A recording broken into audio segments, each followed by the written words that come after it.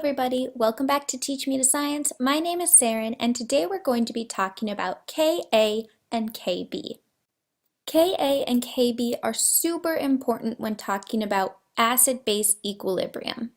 So today I'm going to define Ka and Kb, tell you what they mean in a practical sense, help you figure out when to use them, and then figure out how to find one using the other.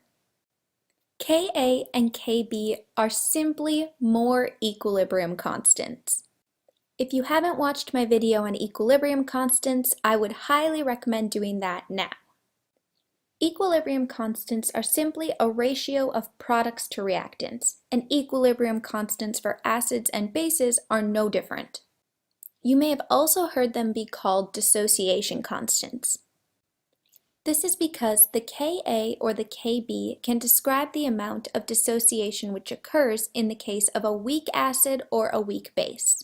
Now let's take a look at where the Ka and the Kb expressions come from. Like I said before, the Ka and the Kb expressions are both equilibrium constants. Therefore, by writing out the dissociation of an acid in solution, I can find the products and the reactants. All equilibrium constants are represented by products over reactants. So my Ka expression is given by the concentration of A- multiplied by the concentration of hydronium, which is H3O+, all over the concentration of Ha. If you're confused about what the difference between H+ and hydronium is, then you should check out this video I've linked above. Now we can do the same thing for a base given a base dissociation in water.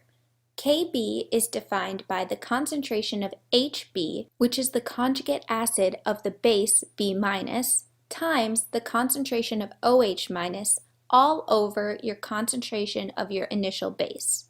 Now that you know where Ka and Kb come from, let's talk about when you should use them. The A in Ka represents acid, while the B in Kb represents base. Therefore, it makes sense that you should use a Ka expression when you're dealing with an acid and a Kb expression when you're dealing with a base.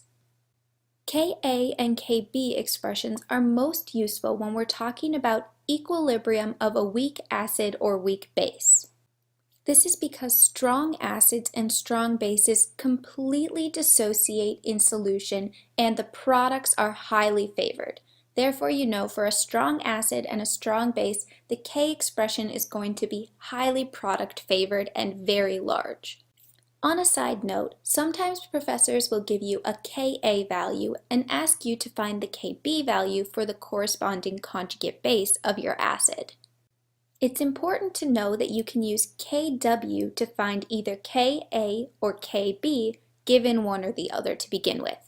If you know that Kw equals Ka times Kb, then you can find Kb by dividing Kw by Ka and vice versa for Ka.